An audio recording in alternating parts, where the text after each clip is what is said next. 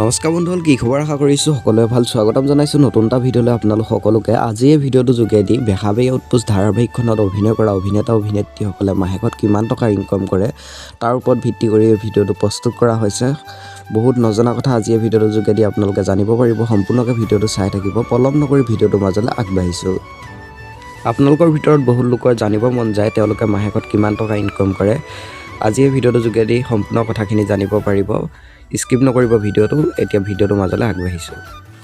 তেওঁলোকৰ মই বেহাৰবাৰী আউটপোষ্ট ধাৰাবাহিকখনৰ পৰা কিমান টকা ইনকম কৰে সেইটো কথা মই নাজানো, সেইটো কথা মই ক'বলৈও নাযাওঁ। তেওঁলোকৰ ইউটিউব চেনেল আছে আৰু ইউটিউবৰ পৰা কিমান টকা ইনকম কৰে মই সেইটো ক'ব পাৰিম আপোনালোকক।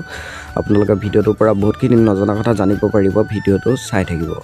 বেহাৰবাৰী আউটপোষ্টত অভিনয় কৰা চুমকি বায়ে হওক বা ৰিচা চেত্ৰী বায়ে হওক, মোহন দায়ে হওক, প্ৰায় সকলোবোৰে ইউটিউব চেনেল আছে আৰু তেওঁলোকে ইউটিউবৰ পৰা কিমান টকা ইনকম কৰে, এটা ভিডিঅ'ত কিমান টকা ইউটিউবৰ পৰা পায় তাৰ ওপৰত এইটো ভিডিঅ' প্ৰস্তুত কৰা হৈছে।